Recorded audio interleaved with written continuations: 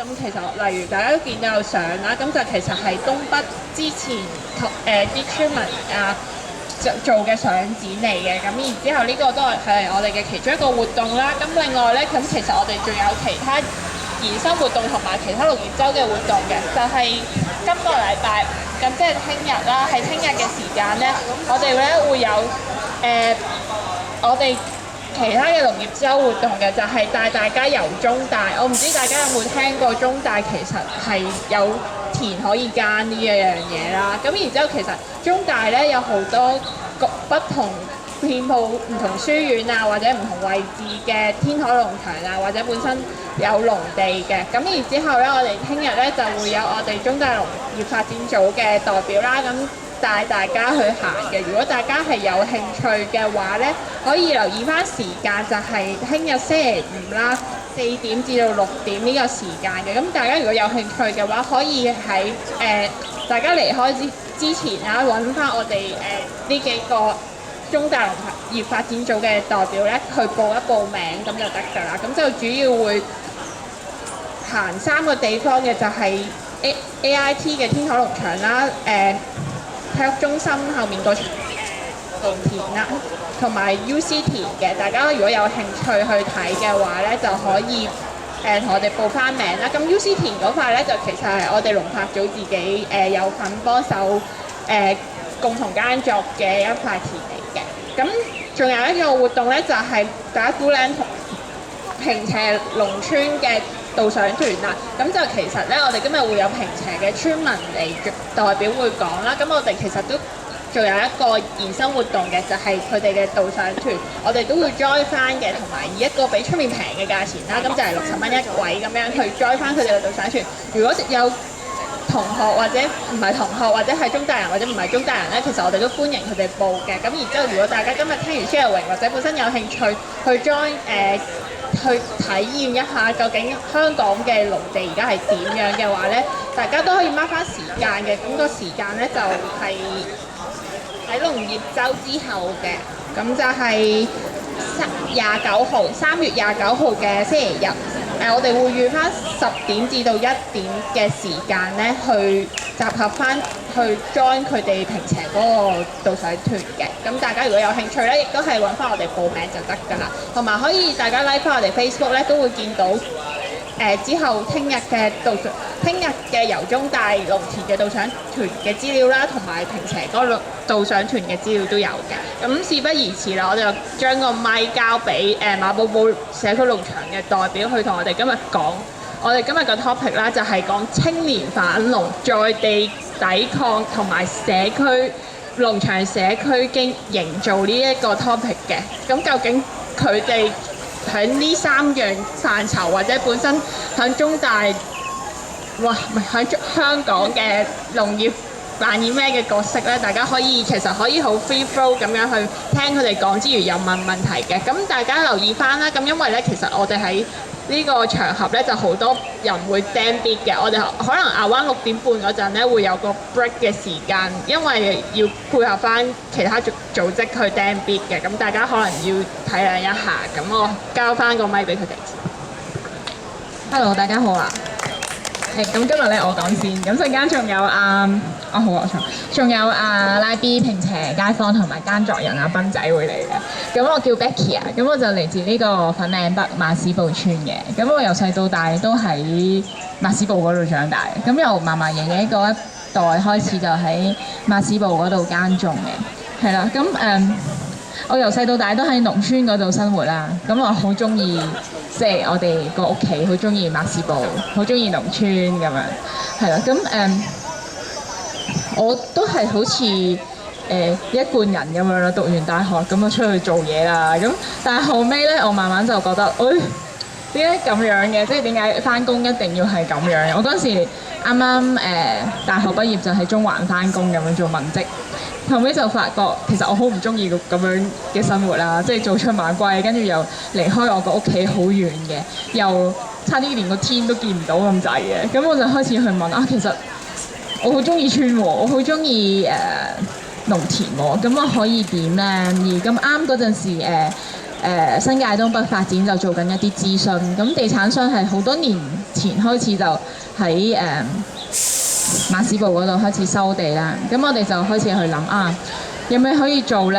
咁我好想翻到去條村嗰度，又好想保住屋企，又好想講到東北嘅問題。咁我哋喺4年幾之前就同埋一班朋友就開始咗喺馬屎埔嗰度嘅馬寶寶社區農場咯。咁我哋就去講農村嘅事啊，而家村裡面對緊嘅狀況，東北發展嘅問題咁樣咯，係啦嗱。咁我由細到大都喺村裡面長大啦，咁但係咧喺香港我哋都係俾人叫做非原居民嘅喎。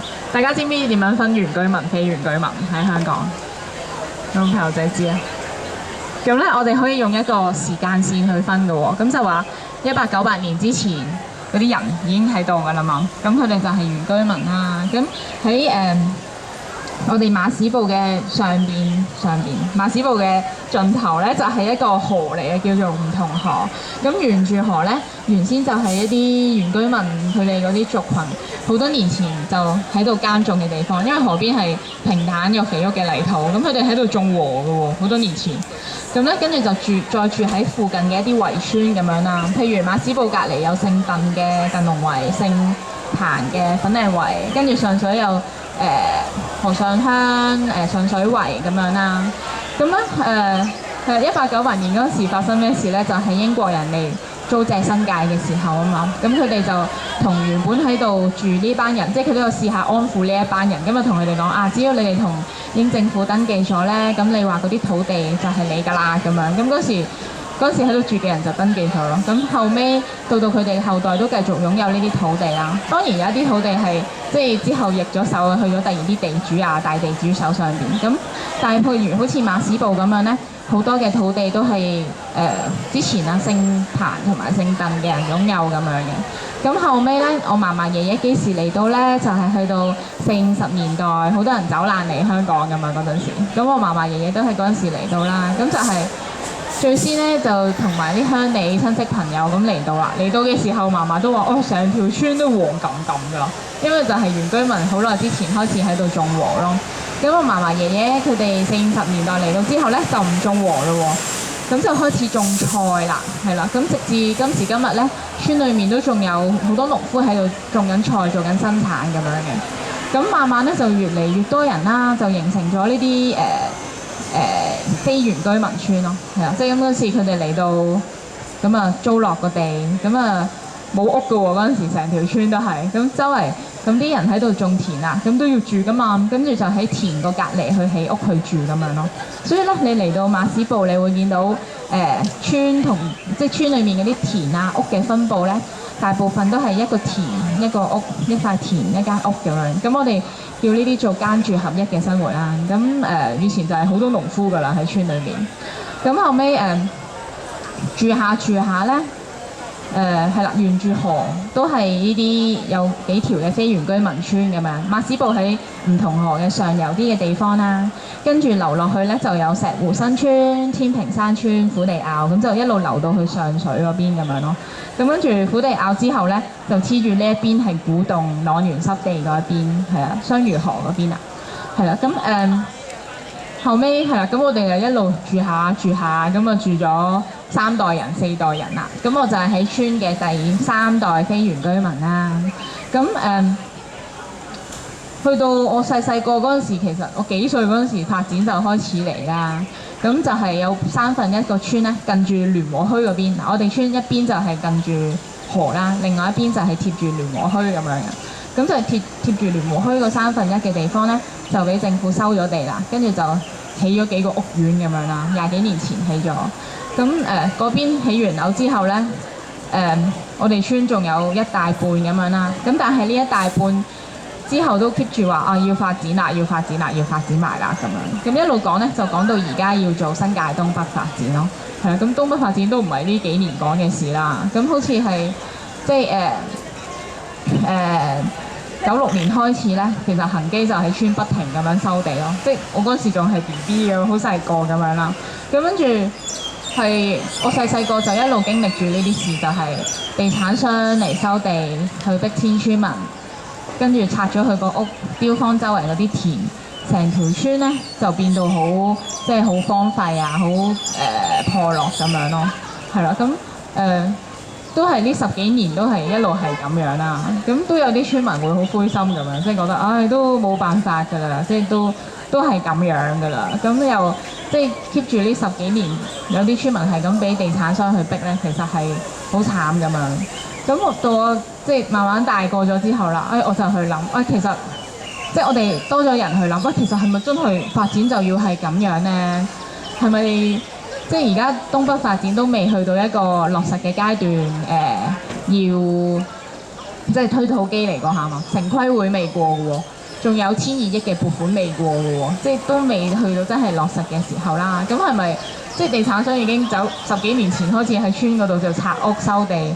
係咪可以咁樣嘅咧？又咁到最尾，如果政府真係話唔發展嘅時候，咁點算啊？即係條村都俾你拆晒咁滯，咁搬走咗啲人點算？你破壞咗嘅地方點算咧？咁我哋睇到即係成個發展裏面有好多官商勾結嘅事喺度發生緊啊！即係一早就係地產商佢攞到消息，佢就走入嚟同嗰啲地主去買地啊，去囤積土地，幾十年你又唔用喎，塊地放喺度，咁想點咧？咁到最尾又係地產商去賺大錢咁樣，咁究竟我哋開始去問，呢個發展其實搞緊乜嘢嘅咧？咁發展係為咗邊個咧？又發展啲乜嘢咧？到最尾究竟係邊個得益咧？咁我哋好想去講到呢啲事咯。咁所以幾年前就喺村嗰度開始咗我哋嗰個馬寶寶社區農場，就去講呢啲事。咁我哋都係點解我哋馬屎埔叫馬屎埔？有冇朋友知道啊？有冇朋友知道？咁咧話説，聽啲老街坊講就話喺馬屎埔嘅隔離咧，以前就有一個英兵嘅軍營喎，跟住有騎兵隊嗰啲士兵又養馬嘅喎，咁嗰啲士兵咧每一日都會帶住啲馬去到河邊嗰度食草咯，喺度放牧啊、飲水咁樣。咁啲馬食飽就翻屋企啦，翻屋企就經過我哋屋企，跟住順便放低幾兩咁樣。咁跟住我哋個村咧就俾人叫咗做馬屎埔村咁樣。咁我哋馬寶寶社區農場又點樣叫馬寶寶咧？咁阿馬寶寶就唔係一個人嚟嘅，雖然好多時候即係啲人都會打嚟揾我揾馬小姐嘅，但係冇呢個馬寶寶啦。馬寶寶係我哋農場嘅名，咁我哋都會去看待馬屎埔呢個地方係一個 BB 咁樣，一個寶寶咁樣啦。咁我哋都而家當呢個馬屎埔呢片土地係個 BB 咁樣去湊佢咯。係啦，咁我哋其實咧，即係長年都係呢一片土地都係被人傷害噶嘛。無論係講緊10幾年前地產商開始喺度收地去破壞條村，另外一方面就係村裏面好多村民佢哋會耕種，但係咧耕種嘅時候，大部分嘅農夫都會用常規嘅方法去種田咯，即係會施下化學肥啊、化學農藥咁樣，其實對泥土都唔係最好啦。咁但係呢一個地方就係我哋賴以為生一片好重要嘅土地，咁我哋希望我哋又可以都去學識用好嘅方法去善待呢一片土地咁樣咯。而我哋咧都要好明白就係呢一片土地係充滿好多可能性咯，即係除咗政府講過一套推土機式嘅發展，其實呢度可以發生好多事。咁我哋都要明白咧，就係發展呢兩隻字，真係唔係淨係等於起樓咁樣咯。發展可以好唔同嘅喎。其實馬屎埔或者附近嘅一啲農村咧，已經係即係呢幾代嚟都係一個農業社區咁樣靠農業為生。咁其實呢度嘅資源就係一個好好去發展農業嘅地方。咁我哋咪喺度發展農業咯？點解唔得啊？唔得啊？係咪？咁就係我哋喺而家呢個時候，我哋覺得政府或者我哋而家主流嗰一套發展嘅模式好唔對路啦。我哋好唔中意咁樣發展落去啦。咁我哋唔中意呢個發展模式，我哋可以點樣做咧？咁我哋呢幾年嚟就喺村裏面有一啲我哋相信可以我哋可以過到好生活嘅一啲實踐咁樣啦。咁我哋就係啦，呢幾年就喺村嗰度咁樣一路去做我哋相信嘅嘢咁樣咯。係啦，咁其實馬寶寶我哋喺馬屎埔嗰度做緊啲乜嘢咧？咁就有幾樣嘢嘅。咁第一樣就係我哋真係有一啲耕種嘅實踐，我哋喺村嗰度做永續耕種啦。第二樣咧，我哋就會做好多唔同嘅活動，係啦，工作坊、做麵包啊、導賞啊、耕種班啊，我哋好想帶到外面嘅人入去村裏面去講到即係而家村面對緊嘅狀態啦，都希望透過呢啲即係開心啲、有得玩、有得學嘅活動咧，去講到我哋想講嘅嘢咁樣。第三樣咧就係、我哋會喺村嗰度去做一啲組織嘅工作啊，真係去叫做 empower 翻村民，同埋即係遊行示威，我哋都會 keep 住去咁樣咯。係啦，咁可以逐樣都講下啦。咁第一樣就係講緊我哋實踐緊嘅永續耕種咁樣係乜嘢嚟嘅咧？咁呢個永續嘅意思即係可以永遠繼續落去咯，即係英文就叫 sustainable 啦。咁我哋好希望就係咩嘢可以永續咧？就係、我哋生活緊嘅呢片土地啦，呢、個城市可以永續。周圍嘅生態環境可以永續，農夫嘅家園生計可以永續，社區嘅發展都可以永續落去嘅。咁其實都係一環環相扣咁樣噶嘛，我哋嘅生活冇得話分開嘅。咁我哋馬寶寶叫做社區農場，咁我哋係一個即係好貼近社區嘅一個農場咁樣啦。我哋都要好依賴社區去營運得到嘅，攞到資源啦，同埋即係我哋同樣都係供應翻緊社區嘅需要咁樣咯。係啦，咁其實咧，我哋隔一條馬路呢邊係村，嗰邊就係城㗎啦。嚟過嘅朋友就知道係咪？我哋好近嗰個墟嘅，好近聯和墟，即係你推車仔5分鐘就出到去咁樣㗎啦。咁我哋咧就係4、5年前喺村開始咗馬寶寶之後咧，都有去組織一啲都想一齊轉型，由常規耕種去做永續耕種嘅農夫。咁我哋就一齊去由頭開始去學，真係去做我哋相信可以對土地係好嘅耕種方法咁樣啦。係啦，咁而家我哋喺村咧有4戶人一齊去做永續耕種喎。咁有我哋農夫老師啦、TV 老師。第二就係我屋企啦。第三咧就係另外一個農戶蝦嫂同埋蝦仔。第四咧就係2個年輕農夫叫嘉新同埋志豪。咁佢哋就係3、4年前喺馬寶寶呢度上過耕種班嘅2個同學仔。咁後尾佢哋咧上完耕種班都好想繼續留翻喺呢一度去支援呢個地方啦，真係好想去實踐永續耕種。咁佢哋咁啱嗰陣時又有田啊喎，咁佢哋就留低咗喺度種咯。咁一路咧佢哋都係即係全職咁樣喺度耕種，即係唔係holiday farmer 喎 ，everyday farmer 喎，日日都喺度落田啦。咁真係好認真嘅，咁都好謙卑咁樣喺度學習啦。咁呢幾年係越種越好嘅喎，咁都有產出放到喺農墟嗰度賣到，又即係都養到自己咁樣啦。咁係啦，咁我哋幾年前就開始去咁樣去做永續耕種。咁嗱，講翻好耐之前，大家又知唔知咧？其實嫲嫲爺爺佢哋喺村裏面開始種田，好多年前佢哋用咩做肥料啊？